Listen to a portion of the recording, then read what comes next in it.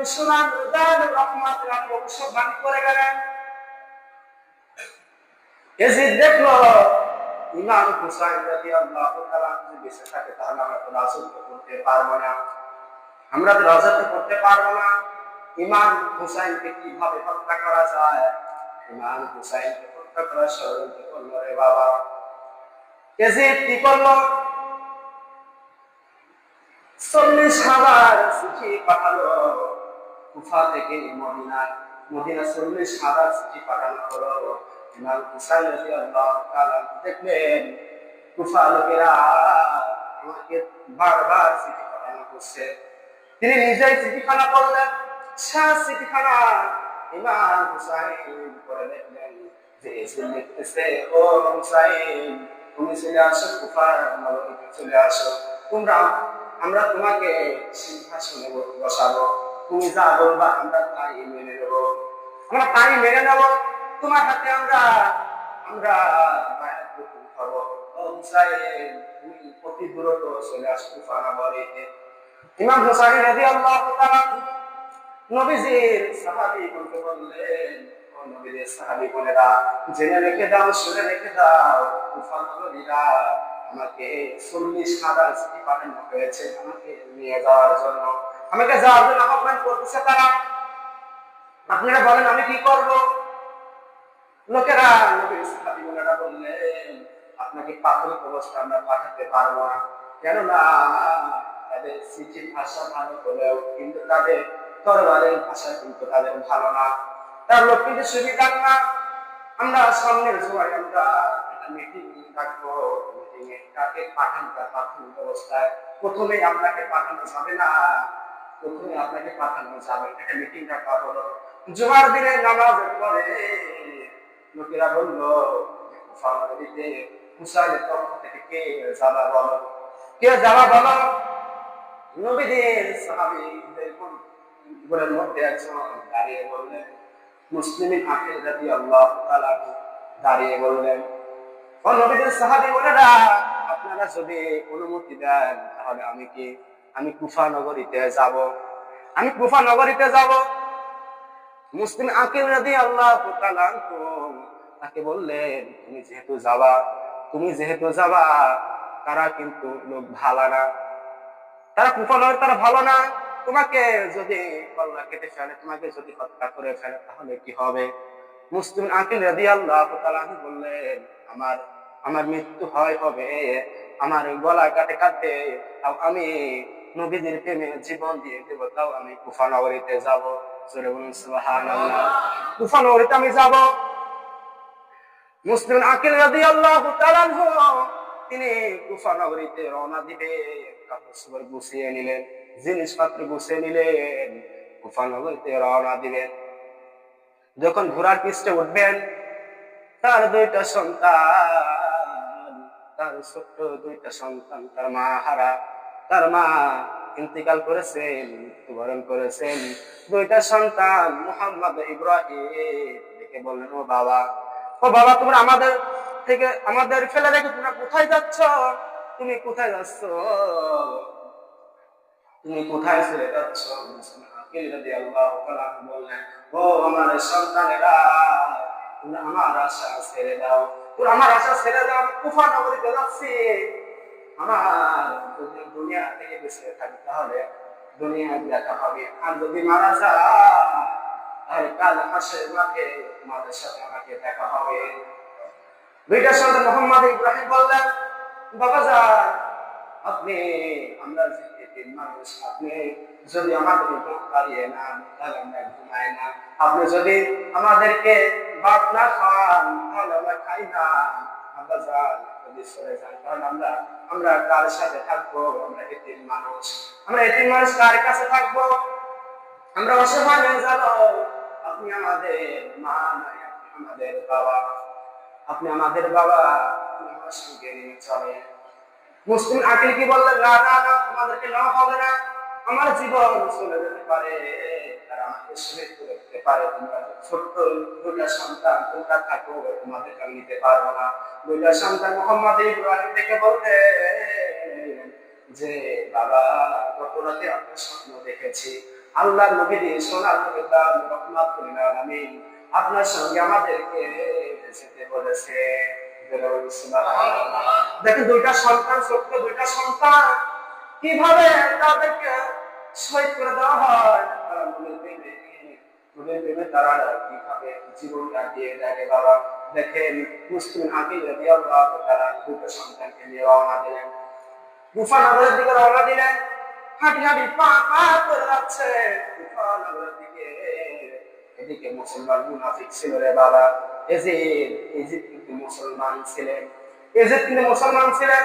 এজিদ বললেন যে মুসলিম আকিল যেহেতু আসতেছে, তাকে প্রথমে তাকে হত্যা করা যাবে না, প্রথমে তাকে হত্যা করা যাবে না। আর সৈন্যদেরকে বলে তোমরা তাকে তার সাথে সুন্দর ব্যবহার করবে, সুন্দর ব্যবহার করবে। তাহলে চিঠি লিখবে, কুফা থেকে মদিনা লিখবে, তাহলে হুসাইন আসবে, তা না হলে হুসাইন আসবে না। যখন মুসলিম আকিল রাদিয়াল্লাহু তাআলা কুফা নগরীতে পৌঁছে গেলেন, কুফা নগরীতে পৌঁছে গেলেন, তার সাথে এত সুন্দর ব্যবহার। তারা ফুলের মালা নিয়ে দাঁড়িয়ে রয়েছে। মুসলিম আকিল রাদিয়াল্লাহু তাআলা যখন এসেছেন, তখন তাকে ফুলের মালা দিয়েছে, তাকে রাজপ্রাসাদে থাকতে দিয়েছে, ভালো ভালো খাবার দিয়েছে, ভালো ভালো খাবার দিয়েছে। তার মধ্যে চিঠি লিখবে না। মুসলিম আকিল রাদিয়াল্লাহু তাআলা কে এত সুন্দর জামাই আদর বলে রে বাবা, জামাই আদরের মতন আদর করতেছে, তাকে এত সুন্দর ব্যবহার, এত সুন্দর আচরণ তাদেরকে দেখাচ্ছে। যখন এইভাবে এইভাবে 2 দিন 3 দিন যখন পেরিয়ে যায়, ইবনে জিয়াদ ডাকতে বলল, মুসলিম আকিল তুমি কখন চিঠি লিখবা বলো, তুমি কখন চিঠি লিখবা বলো। মুসলিম আকিল রাদিয়াল্লাহু তাআলা বললেন, আজকে জোহরের নামাজ পড়ে আমি মদিনার উদ্দেশ্যে চিঠি লিখে পাঠিয়ে দেব। দুইটা সন্তান মোহাম্মদ ইব্রাহিম বললেন, বাবা আসলেই তো তারা ভালো, আমাদের সাথে সুন্দর ব্যবহার করতেছে, এত সুন্দর আচরণ করতেছে বাবা। তাহলে আপনি হুসাইনকে আসতে বলেন, আমি চিঠিটা লিখে দেন, আমি চিঠিটা লিখে দেন।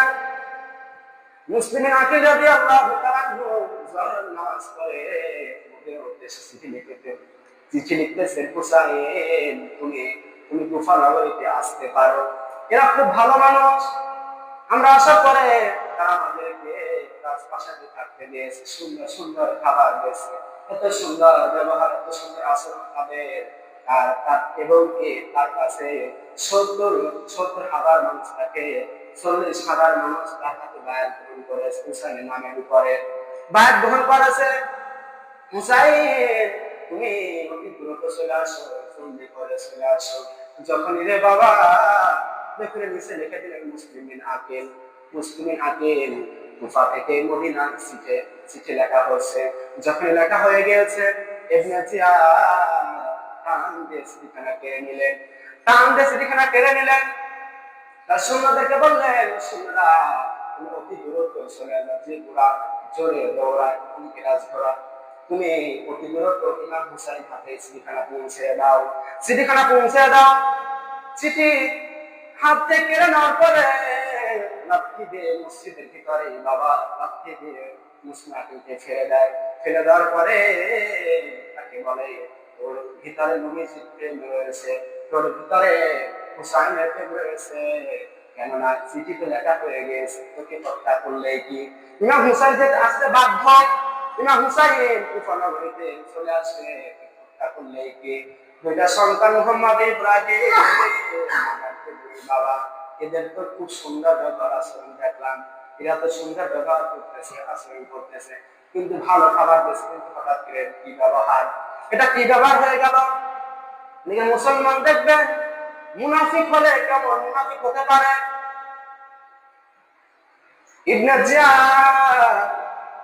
জিয়াদ বললেন, সুন্দরা তোমরা মুসলিম আকিলকে হাত বাঁধো, পাও বাঁধো, এই মসজিদের ভিতরে তাকে জবাই করে দেওয়া হবে, তাই মসজিদের ভিতরে জবাই করে দেওয়া হবে।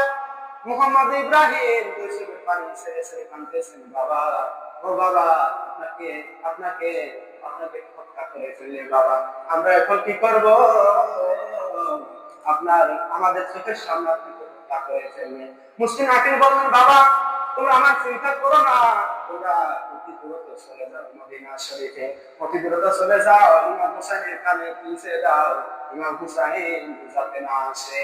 তোমরা দূরত্ব পালিয়ে চলে যাও, তোমরা পালিয়ে না যাও আমি তোমাদের হত্যা করে ফেলবে। অতি দূরত চলে যাও, আমার চিন্তা করো না। মুসলিমিন আকিলকে মসজিদের ভিতরে, মুসলিম আকিলকে ইবনে জিয়াদ একটা মসজিদের ভিতরে জবাই করে দিল। সুবহানাল্লাহ। তারা কি মুসলমান ছিলেন? তারা তারা মসজিদে নামাজ আদায় করেছেন, মসজিদের ইমাম ছিলেন। তারা কি ক্ষমতা ক্ষমতা কতটা লোভ, ক্ষমতার লোভ, টাকার লোভ, টাকার কারণে, ক্ষমতার কারণে তাকে মসজিদের ভিতরে মুসলিম আকিলকে কি জবাই করে দেওয়া হয়। কোরআনে মুনাফিক সম্পর্কে কতটা আয়াত রয়েছে, 3টা সূরার ভিতরে আল্লাহ তাআলা মুনাফিকের চরিত্র তুলে ধরেছে। মুনাফিকরা এরা ইহুদি খ্রিস্টান নাসারারা হয় না, এরা কি মুসলমান হয়। আপনার মুসলমান হয় আপনার সঙ্গে নামাজ আদায় করবে, আপনার সঙ্গে নামাজ আদায় করবে, আপনার সঙ্গে উঠা বসা করবে, আপনার তলে থেকে আপনার সঙ্গে থেকে কি আপনার পেটে ছুরি চালাবে, এটাই কি মুসলমান। আল্লাহ নবী বলেন আমার সাথে যে অন্যায় করা হয়েছে, আমার যে কাফের বেদিনরা আমার যতটা অত্যাচার করে নাই, তার সাথে অত্যাচার করে আব্দুল্লাহ উবাই আল্লাহ নবীর সাথে কতটা শত্রুতা করেছেন। তার জীবনটা আল্লাহ নবী জীবনটাকে আসফাতা করে দিয়েছে, এমন ভাবে ষড়যন্ত্র করেছে। আসুন আমি আপনাদের মুনাফিক থেকে বাঁচতে পারি। কারবালার ঘটনা অনেক লম্বা কাহিনী, অনেক লম্বা ঘটনা বলতে অনেক সময় দরকার।